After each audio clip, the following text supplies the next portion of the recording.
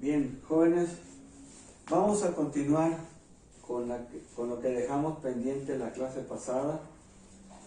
Ya definimos lo que son variables discretas. Simplemente para enfatizar, diré que una variable discreta es aquella que generalmente toma valores enteros en la escala de los números reales. No toma valores fraccionarios. En el caso de las variables categóricas, si ustedes me permiten, voy a escribirlo aquí abajo, las variables categóricas.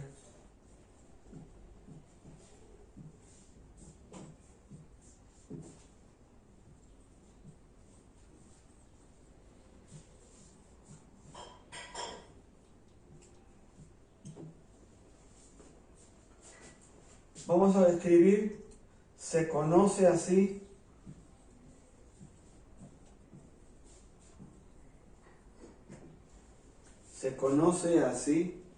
a variables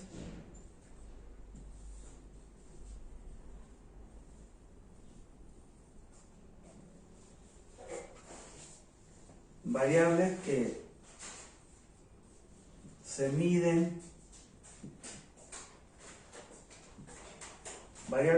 miden, con una escala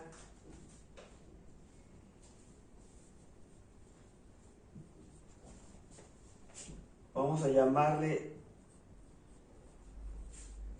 voy a poner una comilla, una escala débil.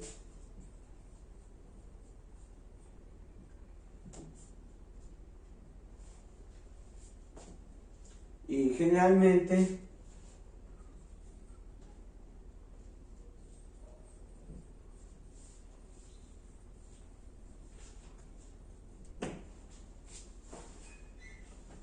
corresponden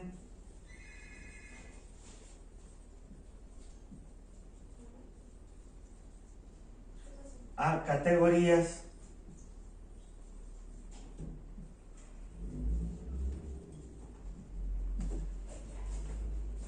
no numéricas.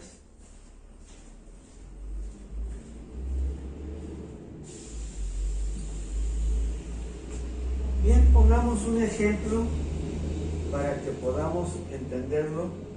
Voy a dejar ahí variables continuas nada más. Bueno, después lo apuntamos.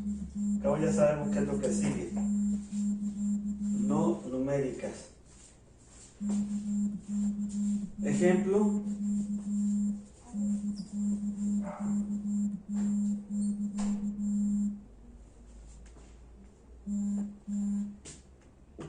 El color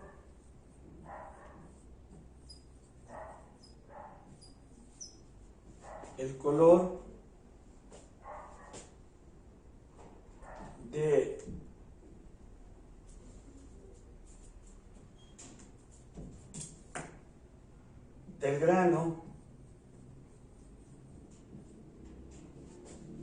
en chícharo o guisante, como le llaman también. El color del grano en chícharo puede ser verde o amarillo.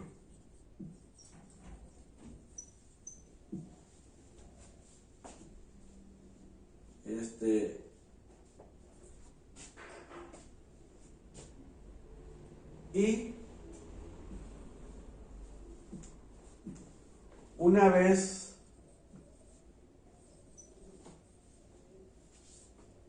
catalogados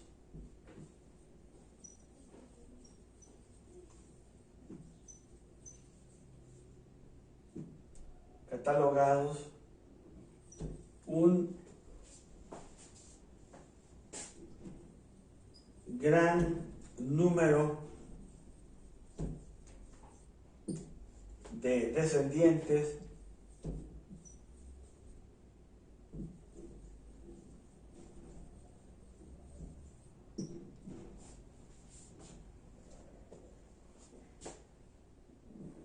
solo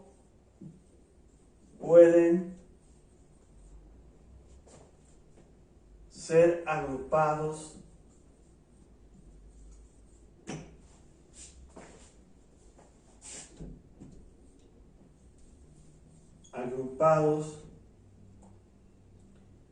en dichas categorías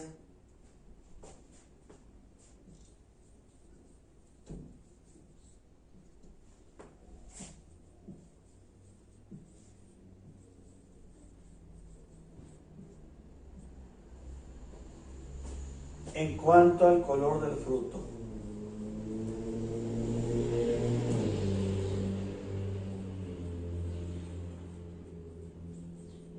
En cuanto al color del fruto.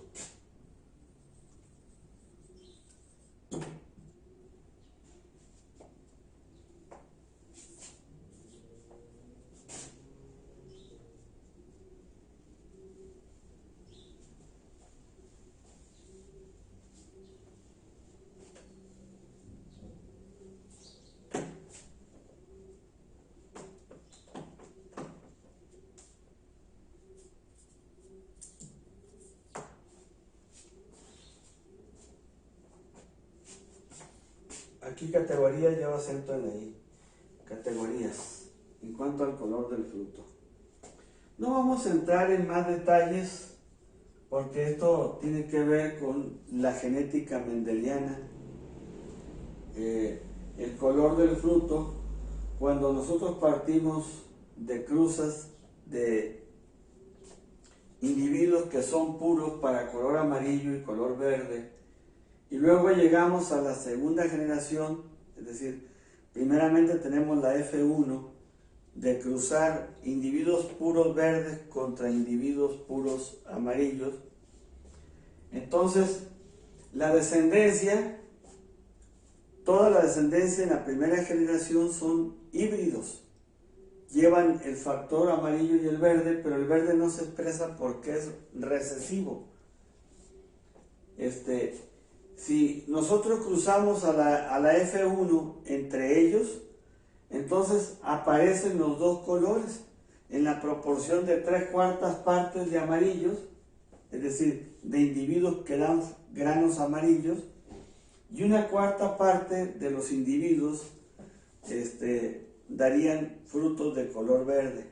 Por decir un ejemplo, imagínense que la cantidad de plantas descendientes de la F1 fueran 1000, bueno, 750 aproximadamente de esas plantas van a producir fruto amarillo y 250 de color verde. ¿Correcto?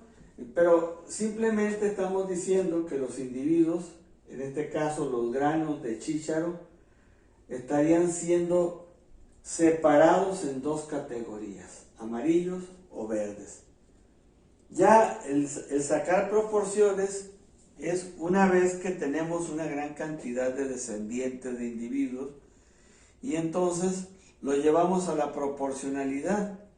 Pero las proporciones son una escala débil de medición. Vamos ahora a pasar a las variables continuas. Si ustedes ya tomaron nota, por favor, para aprovechar todo el pintarrón. Voy a borrar aquí.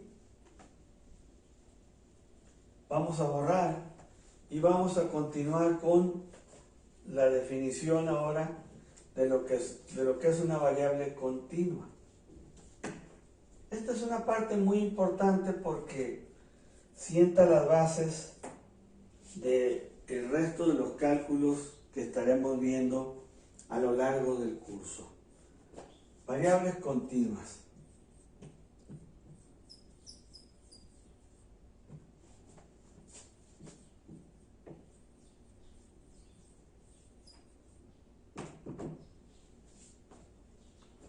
Son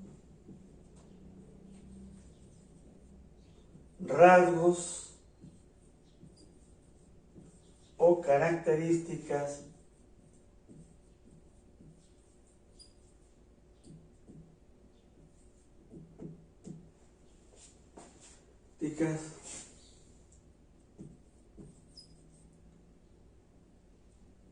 ligadas o ligados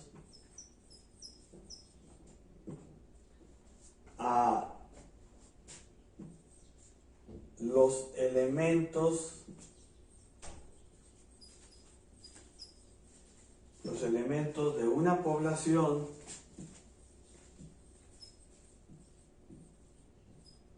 de una población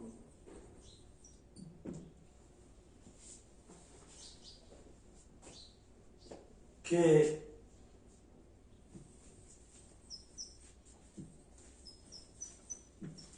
pueden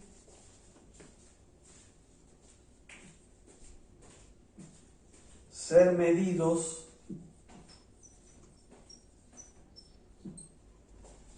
es decir, son métricos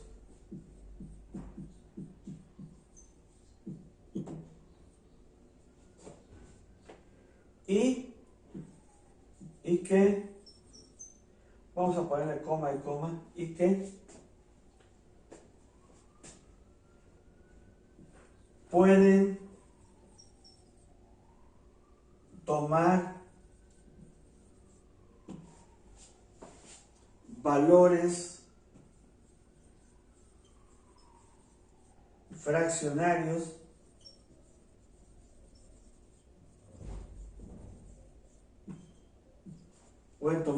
fraccionarios en la escala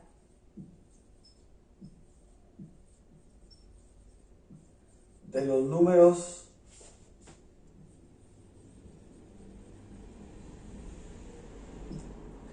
números reales.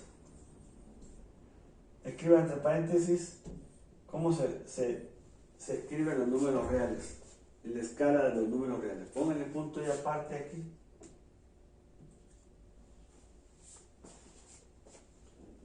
Por ejemplo,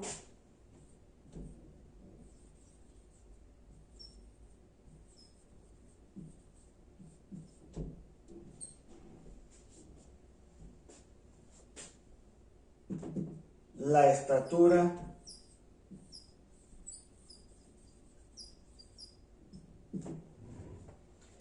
el peso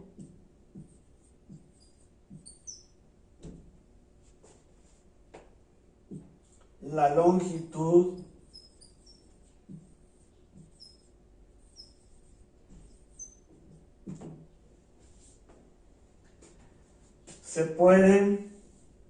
se pueden medir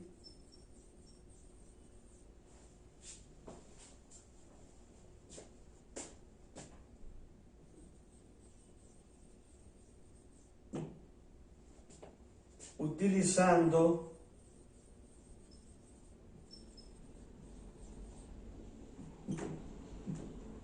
herramientas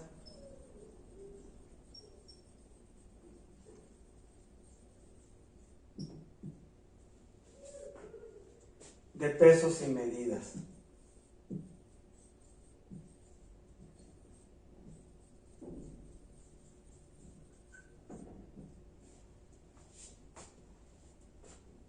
De pesos y medidas.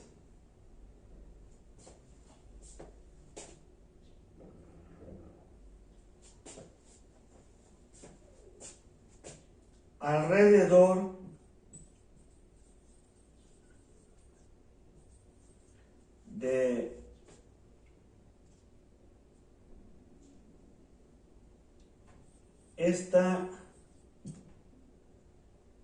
de estas variables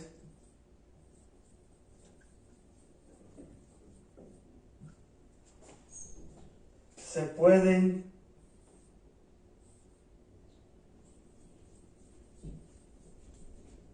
escribir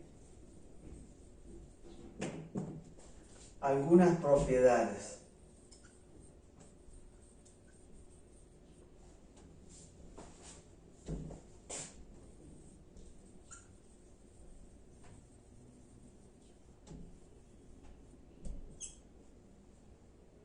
Dos puntos y aparte. Escriban aquí número 1. Número 1.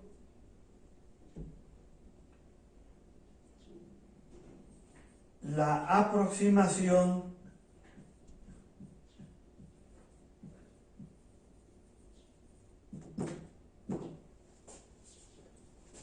valor verdadero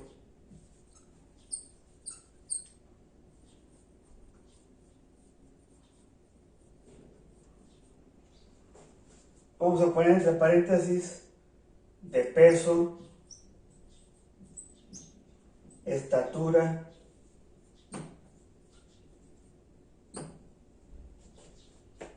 etcétera, porque hay más variables que pueden ser medidas con la escala de medición. Incluso la densidad es una variable que relaciona el peso con el volumen. La aproximación al valor verdadero de peso, estatura, etcétera, es una función límite.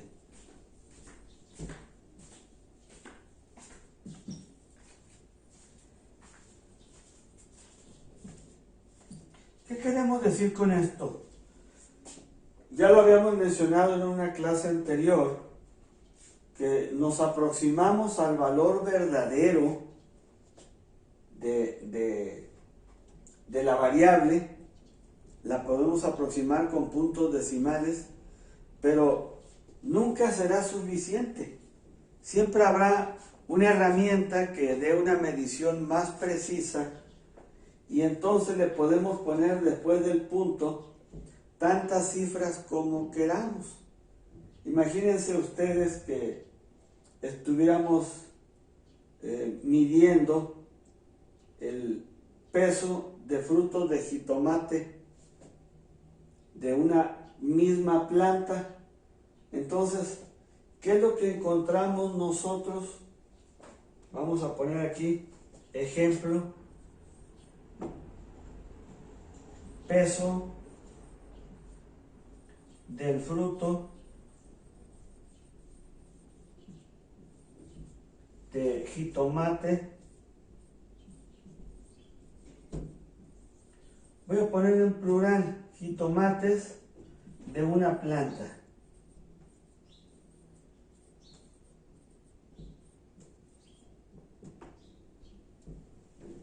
Póngale 2 puntos y aparte allí. Vamos a borrar aquí la parte de arriba, por lo menos unos 3 o 4 renglones, para seguir explicando de qué se trata cuando nosotros decimos que solamente nos aproximamos al valor.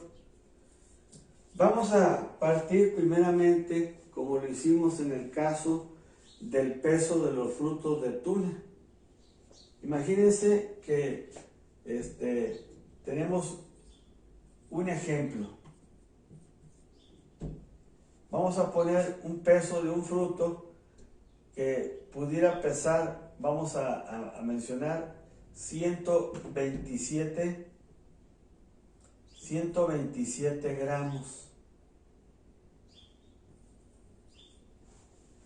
Ese es un valor entero, pero pudiéramos tener, o le vamos a poner aquí 127.35, o pónganle acento en la o pueden ponerle 127.358.12.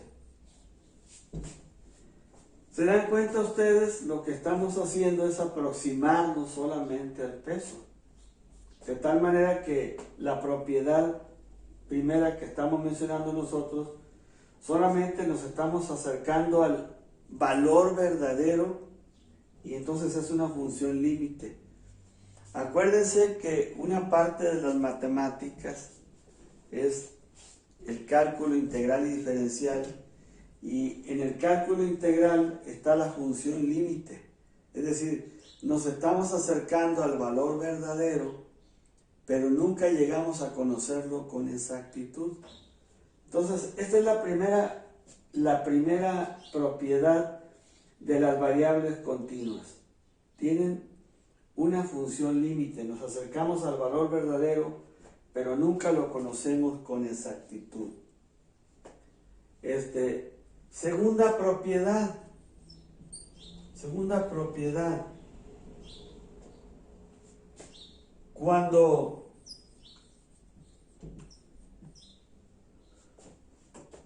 el número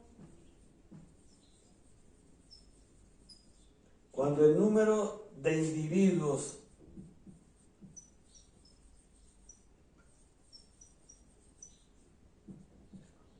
o elementos de la población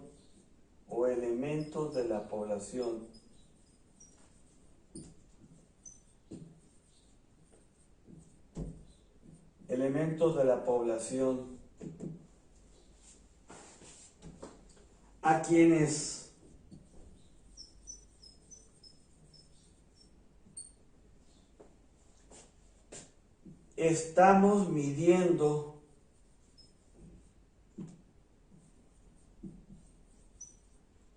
estamos midiendo alguna característica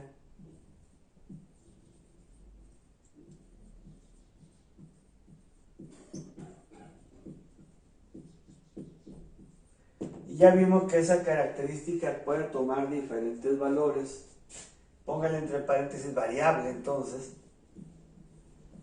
alguna característica variable. Vamos a borrar aquí.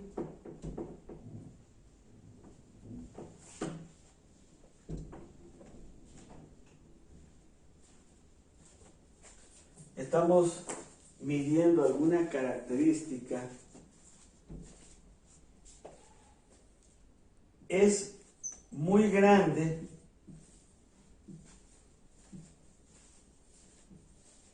y vamos a ponerle aquí los elementos, entre paréntesis, los elementos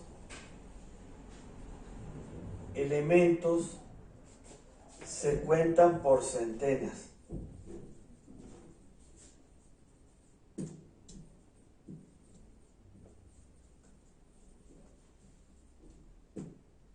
Entonces ya estamos definiendo lo que es una población grande. Cuando los elementos de esa población o que integran esa población se cuentan por centenas. Entonces, pongan como aquí, entonces, fíjense qué interesante este punto. Entonces, los valores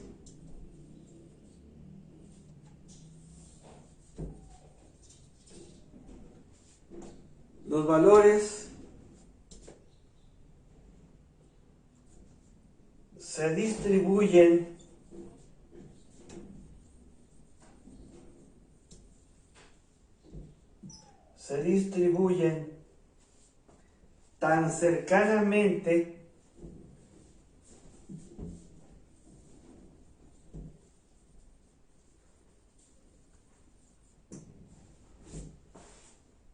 que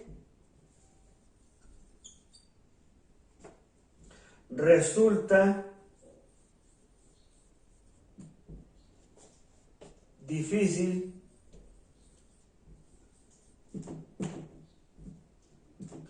voy a escribir aquí casi imposible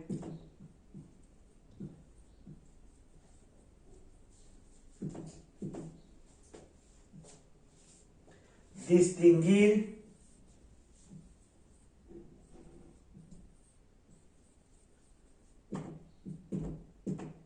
la diferencia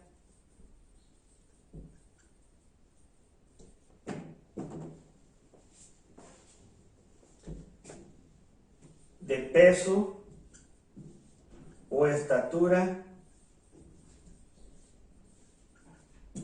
o longitud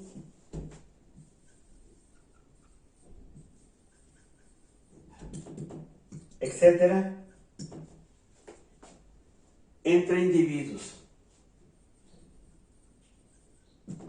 entre individuos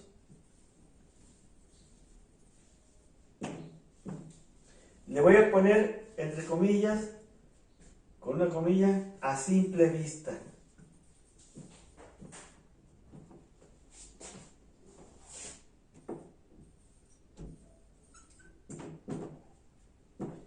Esta propiedad nos va a llevar a otra más que va a ser muy importante, porque a partir de ella estaremos definiendo lo que es una distribución de una población normal o normalizada. Déjenme mencionar algo más. Es una propiedad que surge a partir de esta que estamos considerando aquí. Tercero,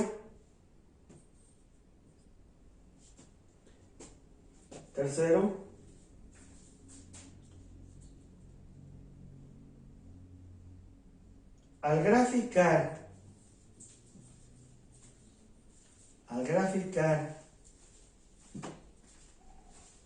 los valores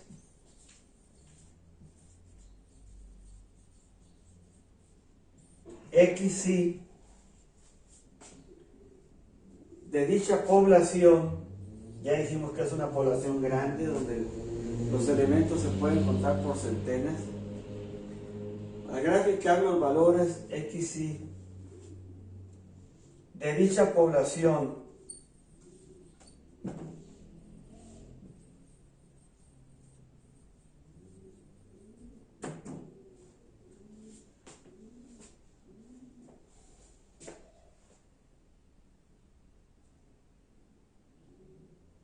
el gráfico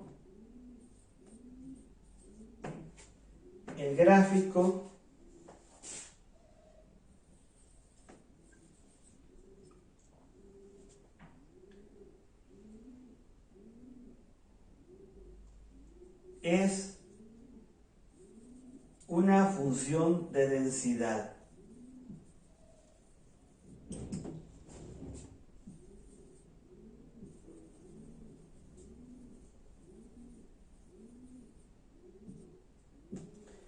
¿Qué les parece si hacemos un pequeño grafiquito primero con pocos valores y vamos aumentando para que ustedes vean a qué nos estamos refiriendo con esta tercera propiedad que está ligada a las variables continuas? ¿Sí? Vamos a escribir aquí a manera de ejemplo por lo menos unos 3 gráficos y ustedes van a ir viendo qué es lo que sucede. Primeramente partimos de un supuesto. Suponga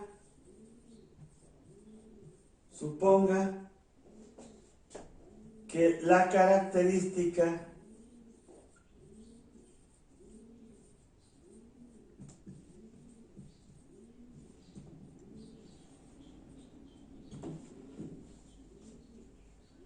se distribuye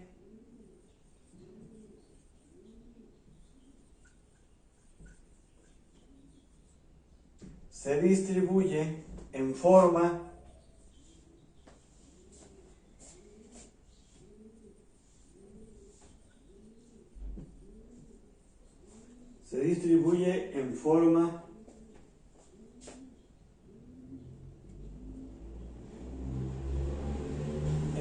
normalizada.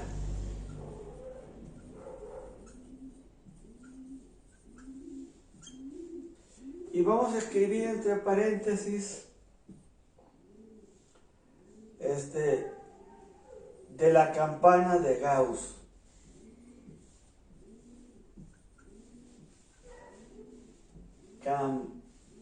De la campana de Gauss.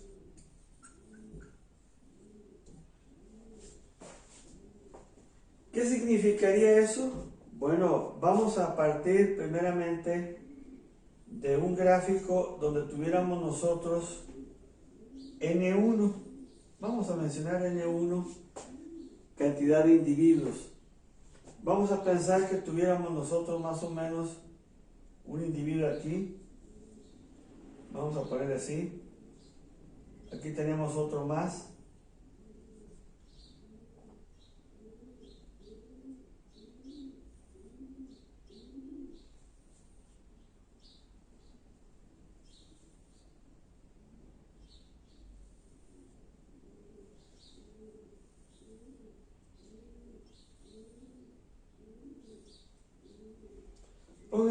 cerillito a cada uno. Eso sería, si nosotros tratamos de unir los puntos, más o menos nos está llevando a la forma de la campanita. ¿De acuerdo?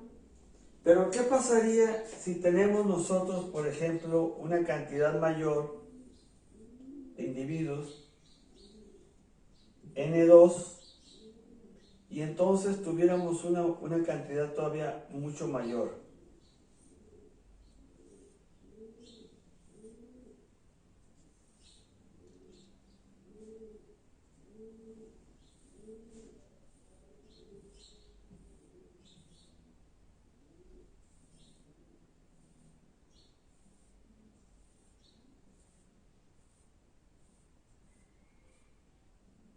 Y entonces más o menos tendríamos, a medida que se va incrementando la cantidad de observaciones, la distancia entre individuos es menor. Entonces, ¿qué es lo que estamos diciendo aquí? Lo que estamos diciendo en primer lugar es que son dos poblaciones con cantidad de individuos diferente, donde N1 es menor a N2. Y pongamos todavía un tercer ejemplo, menor a N3. Vamos a poner ahora una mayor cantidad de individuos aquí, con una población mucho mayor, y le vamos a poner N3. Y entonces vamos a partir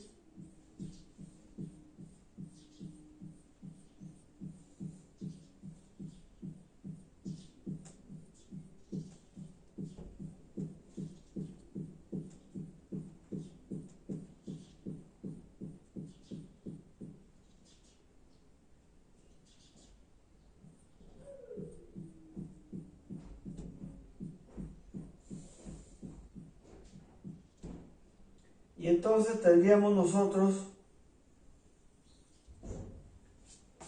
cuando tenemos individuos que prácticamente no se puede discernir la distancia entre uno y otro, a esto se le llama función de alta densidad.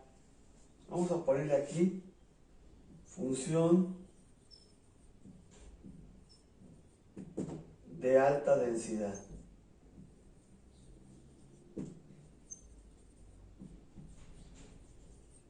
Son tantos los individuos que tenemos en la población N3, con tamaño N3, y obviamente aquí pónganle X, ¿no?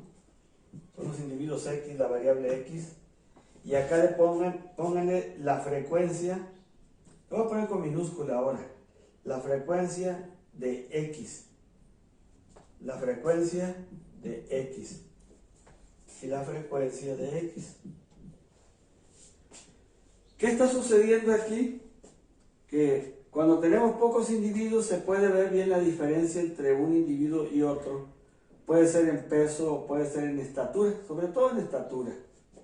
Ya cuando tenemos N2 se comienza a hacer un poquito más denso. Pero cuando tenemos N3 es tal la cantidad de individuos que sencillamente la distancia de un individuo a otro prácticamente no existe. A esto se le llama función de alta densidad o función de densidad también. ¿Qué quiere decir esto?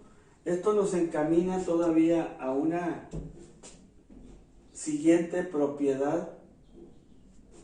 No podemos nosotros calcular probabilidades en una función de alta densidad. No podemos calcular la probabilidad de un individuo comparado con otro. Entonces lo que se hace en el cálculo de probabilidades, esto integra de menos infinito, vamos a ponerle a infinito, se puede integrar en una función integral de menos infinito a infinito,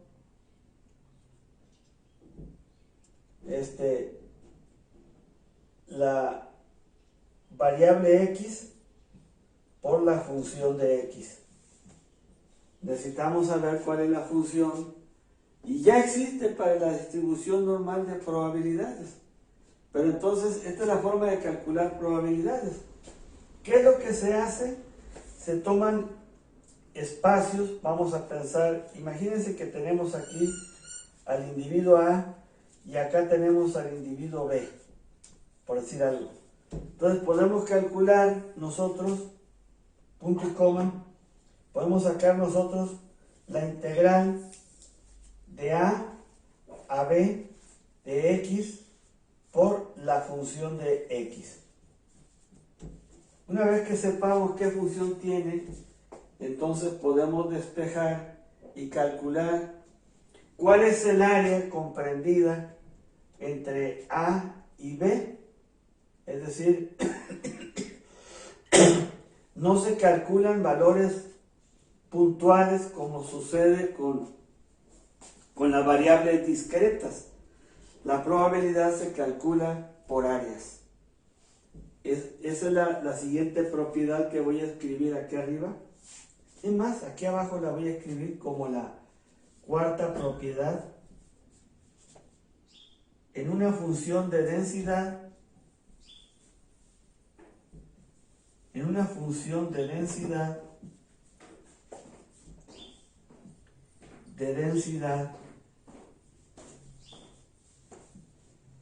las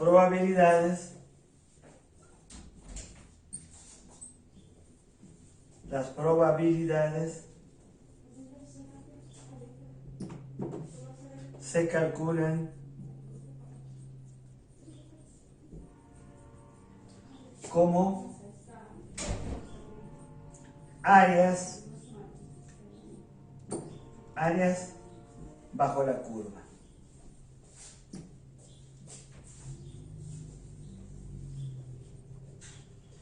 Y fíjense muy bien, si yo sacara la densidad desde el valor más pequeño hasta el más grande, aquí, de menos infinito a infinito, se antoja que la probabilidad, lo vamos a expresar como probabilidad de menos infinito hasta infinito, va a ser igual a 1. Dicho de otra manera, el área total bajo la curva vale 1. Y el área de A a B, que es menor al área de menos infinito a infinito, sería igual a ¿qué? Estaría dada por la integral, déjenme escribirlo aquí un poquito más abajito para que quepa, es igual a 1, y entonces el área de A a B, la integral de A a B, punto y coma, a B de X por la función de X, va a ser igual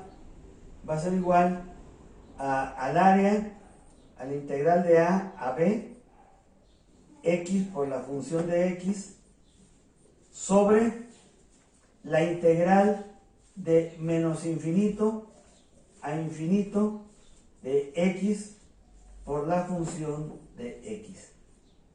O sea, es una fracción del total. Entonces, cuando tenemos variables de densidad, en función de densidad, las probabilidades se calculan como áreas bajo la curva.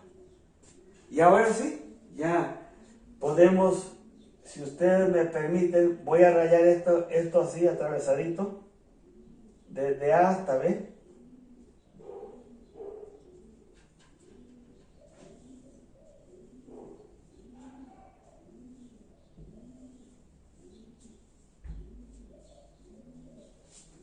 Esta área rayada es una fracción del total. Es una fracción del total.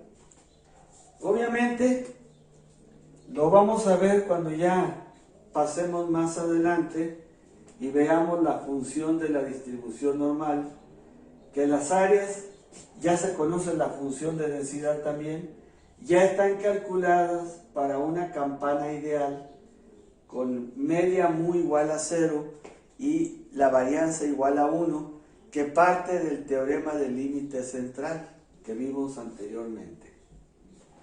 Bien, esta es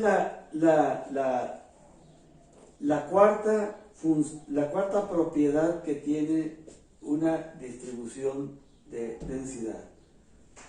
Podríamos decir entonces que estas son las propiedades principales ligadas a una variable continua. ¿Correcto? Bien, vamos a ver entonces, ya tenemos el concepto de población, vamos a definirla bien. Si ustedes me permiten, puedo comenzar a borrar por la parte de arriba.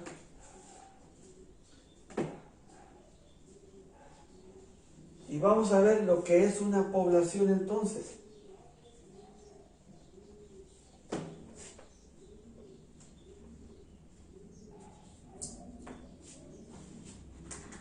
Entonces vemos población.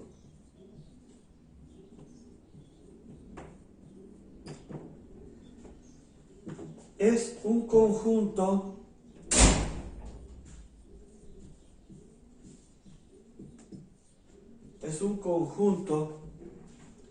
de elementos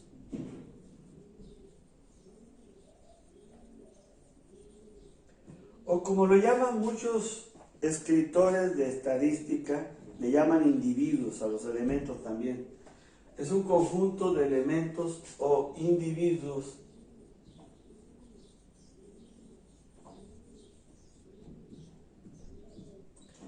que tienen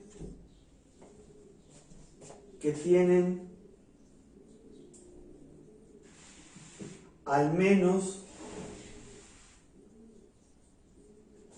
una característica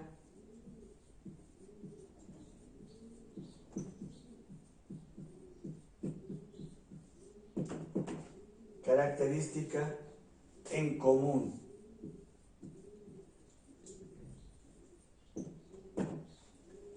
Que tiene al menos una característica en común. Sí. Además, vamos a volver a repetir un poquito de lo anterior. Además,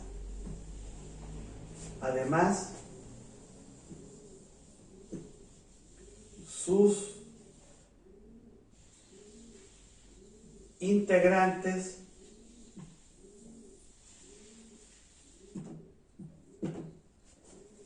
se pueden contar en centenas.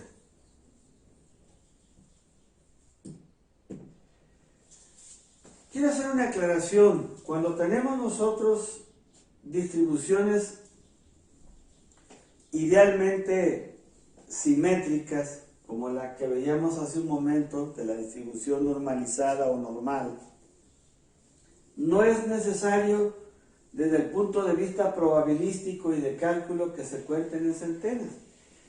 Ya habíamos dicho que uno de los postulados del teorema del límite central es que se puede cumplir el acercamiento a la normal con poblaciones tan pequeñas como mayor a 30, con tal de que la forma de distribución tenga forma de montículo o tendiente a una distribución simétrica, es decir, que la cantidad de individuos arriba o abajo de la media sea aproximadamente lo mismo.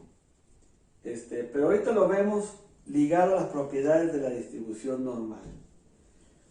Déjenme añadir un punto aquí que es muy interesante. La mayoría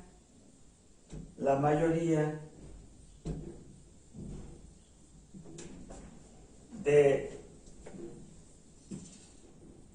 las variables de tipo biológico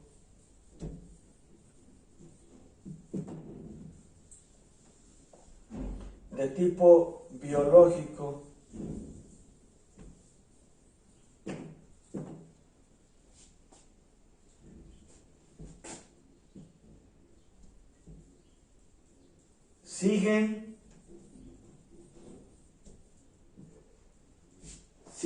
una distribución normal.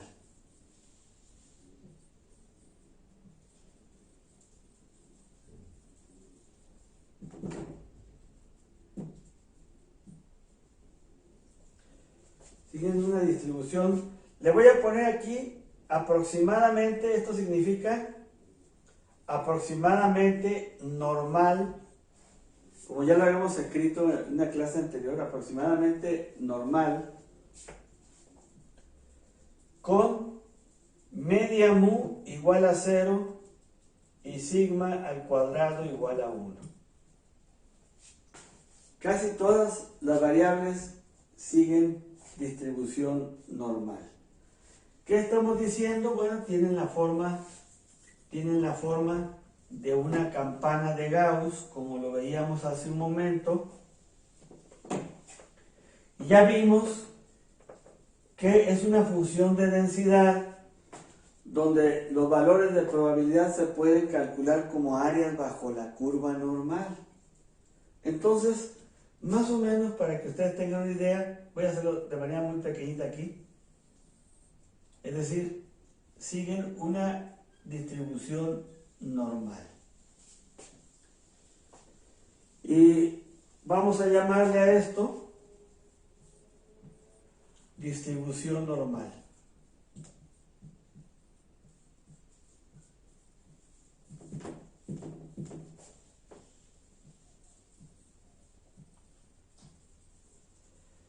Y tiene varias propiedades la distribución normal. Vamos a ponerle aquí propiedades. No estoy escribiendo todavía los parámetros que la definen, voy a escribir propiedades.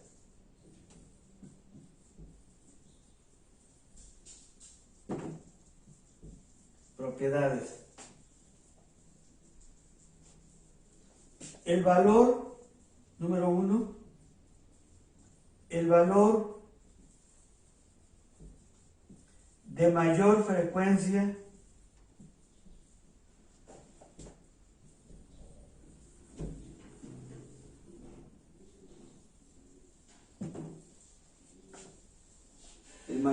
el valor de mayor frecuencia, pueden escribir aquí inclusive la frecuencia de las X, escríbanlo con minúscula mejor, frecuencia de las X, y aquí pónganle X también. Entonces el valor de mayor frecuencia, entre paréntesis, o altura,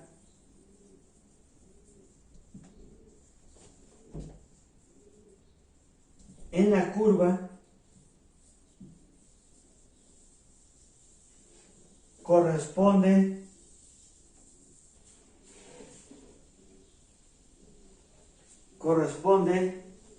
a la media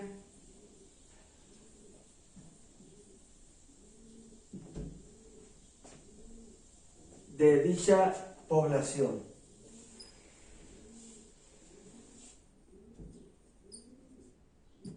De dicha población normal, porque es normalizada. Población normal. Muy interesante este asunto. Corresponde a la media. Otra propiedad que podemos anotar de la distribución normal, si ustedes me permiten borrar la parte de arriba, ya definimos el concepto de población.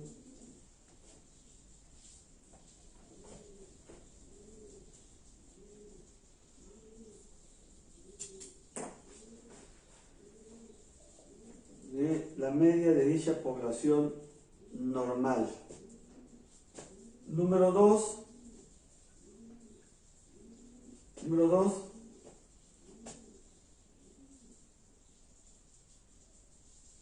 La cantidad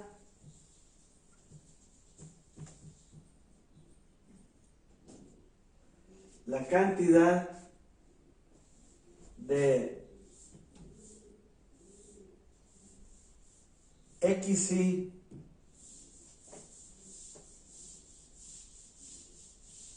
menor a la media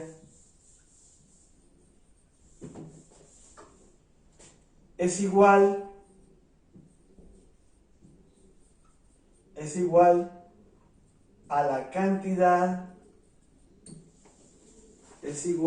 a la cantidad de de XY superior a la media.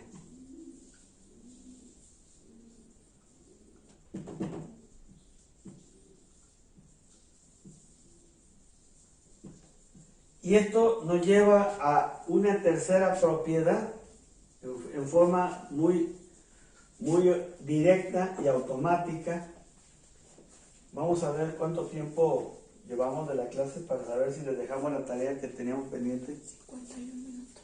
Ok, en 9 minutos les dejo yo una tarea más. La cantidad de las XY menor a la media es igual a la cantidad de valores que están por encima de la media. Tercero, de la propiedad anterior,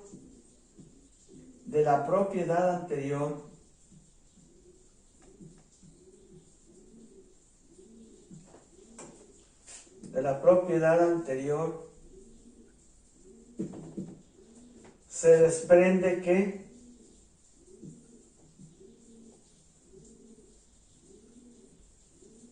pónganle 2 puntos ahí. Vamos a poner nosotros, bueno, no es necesario que lo escribamos, ya lo habíamos dicho. Vamos a ponerle simplemente a la media, le vamos a poner nosotros la letra mu. Y ahorita voy a escribir los parámetros de la población normal. Pero para fines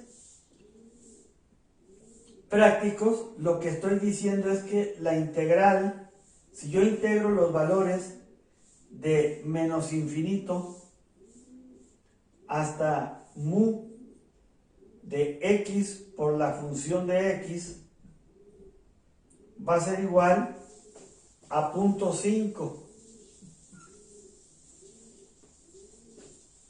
Y la integral desde mu hasta infinito de x por la función de x, si yo calculara todas esas probabilidades acumuladas, va a ser igual también a 0.5. Perdón, a 0.5.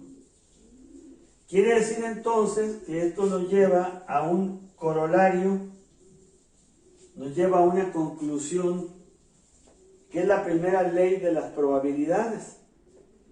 Me está diciendo que la integral de menos infinito hasta mu de x por la función de x más la integral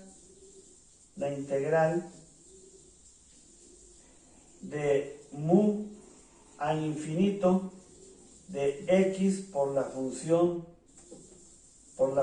de x va a ser igual a 1. O sea, la suma de las probabilidades es igual a 1, pero si lo quisiéramos poner en términos ya del área, esta área vale 0.5 y esta área también vale 0.5. La suma de ambas es igual a 1. Y eso se desprende de la propiedad segunda. ¿Qué otra propiedad tenemos también? Hay una cuarta propiedad que voy a mencionar yo. Sigo dejando la grafiquita porque me sirve. Ustedes estén muy atentos. La cuarta propiedad es que la curva normal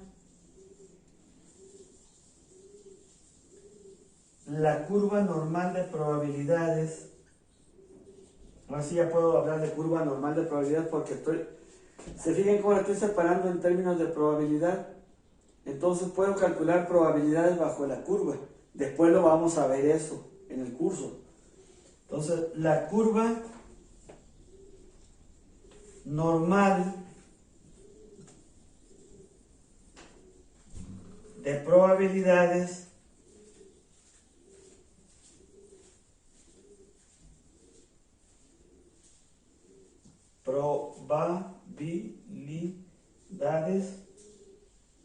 es asintótica.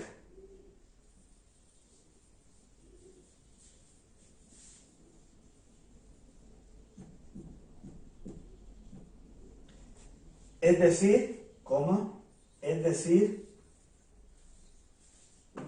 otra vez pónganle coma, los extremos de la curva,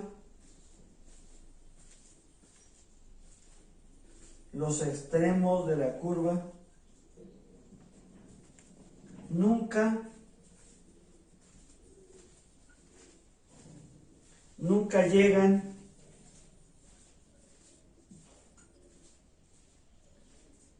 a tocar el eje de las X.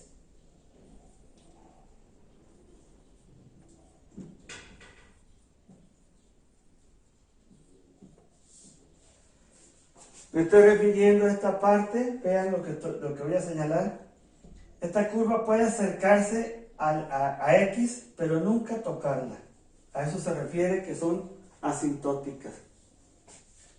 Y esas son las propiedades más importantes de la distribución normal. Nomás déjenme repetirles y decirles que la mayoría de los fenómenos biológicos siguen esta forma de distribución. Vamos a ver qué tiempo tenemos acumulado y quiero dejar el día de ahora es una tarea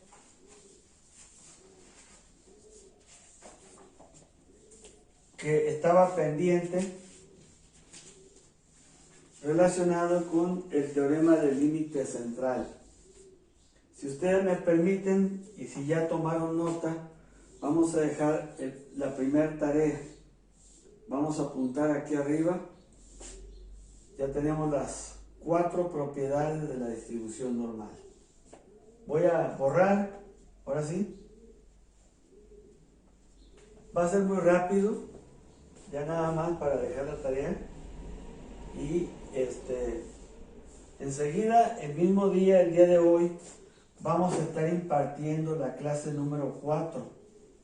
De tal manera que con eso queremos recuperar la mayor cantidad de tiempo posible. Estamos dando 3 clases esta misma semana y probablemente la siguiente semana hagamos lo mismo y ya nos nivelamos y entonces estaríamos dando 2 clases por semana para salir bien con el curso. Bien, vamos a poner así, se agruparon, vamos a ponerle tarea número 1. Tarea 1. Esta tarea tiene que ver con teorema del límite central. Está relacionado.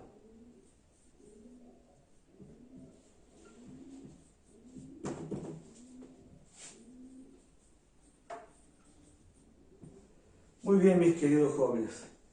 Fíjense bien, se agruparon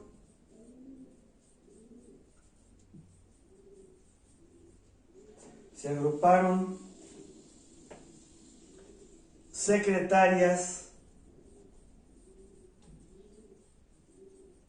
no dije secretarías, secretarias, de esas que se les dictan cartas y las escriben ellas, en 11 categorías.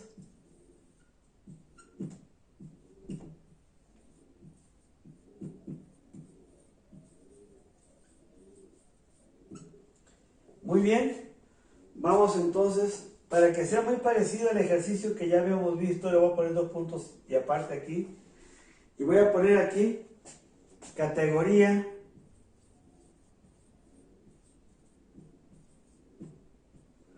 y vamos a poner las 11 categorías con números romanos. 1, vamos a ponerle 2, 3,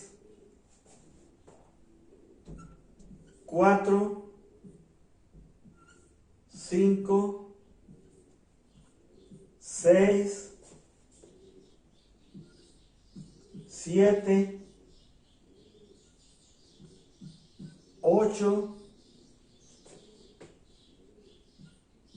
9,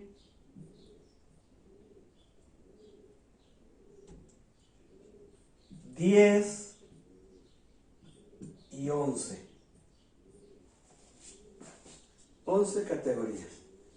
Y aquí tenemos la cantidad de errores cometidos en un escrito que se les dejó. Es evidente que estamos entendiendo que se trata quizás de un dictado, a lo mejor de algunas páginas, y entonces se contó el número de errores o se categorizó el número de errores cometidos en estas 11 categorías. Vamos a ponerle aquí 3, 5, 9, 12, vamos a poner 14, 16, 19, 22, 24, 26 y hasta 29 errores. Ahora, ¿cómo se distribuyeron las secretarias en función del número de errores de cada una de esas categorías, de esas 11 categorías? Vamos a ponerle la frecuencia de las X barra I. Permíteme. De las X barra I. Escribo entre paréntesis. Y vamos a ponerle aquí 6, 7, 11, 13, 15, 12, 9, 8, 7, 5 y 4 secretarias. O sea, vean que sigue más o menos una forma de frecuencia normal. Vean que hacia el centro, donde tenemos, no sé, 14, 16 errores, tenemos las mayores proporciones de secretarias. Las que cometieron muy pocos errores son pocas, y las que cometieron muchos errores también son pocas. Entonces, ¿qué van a hacer ustedes? Inciso A, obtenga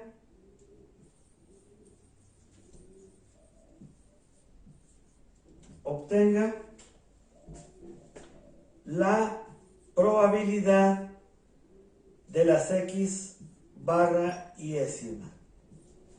O sea, de cada una de esas categorías van a sacar el total de secretarias que tenemos ahí. No las conté yo, pero son 6, 7, 13, 24, en fin, más 13 son 30, 37, 52, 64, 73, 81, 88, 93 y 97 secretarias. Parece que esa sería la cantidad. Ustedes lo van a sumar y entonces van a sacar la probabilidad de cada una de las XY una vez que tengan el total de secretarias. Van a sacar la probabilidad de cada una de ellas. 6 entre 97, 7 entre 97 y así por el estilo, hasta llegar acá. Exactamente siguiendo el mismo procedimiento que hice yo en el ejercicio anterior. Inciso B, vamos a obtener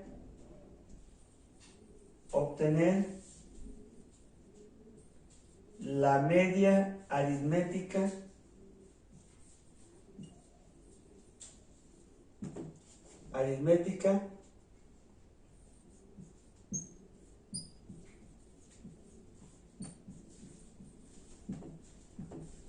o sea, las X barra, por el método tradicional de cómo se calcula la media. Después lo vamos a ver ya en estadísticos descriptivos. Y esperanza de X. Se la van a sacar desde el punto de vista cuantitativo numérico y la van a sacar desde el punto de vista probabilístico, el primer momento de probabilidad. Inciso C, obtenga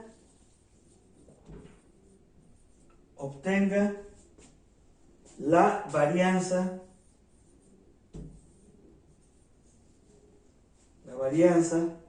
muestral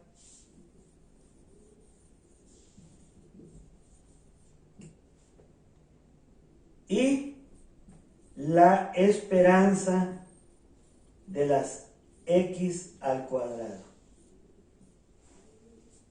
El segundo momento probabilístico, exactamente siguiendo los mismos pasos que hicimos en el ejercicio que yo desarrollé en la primera clase.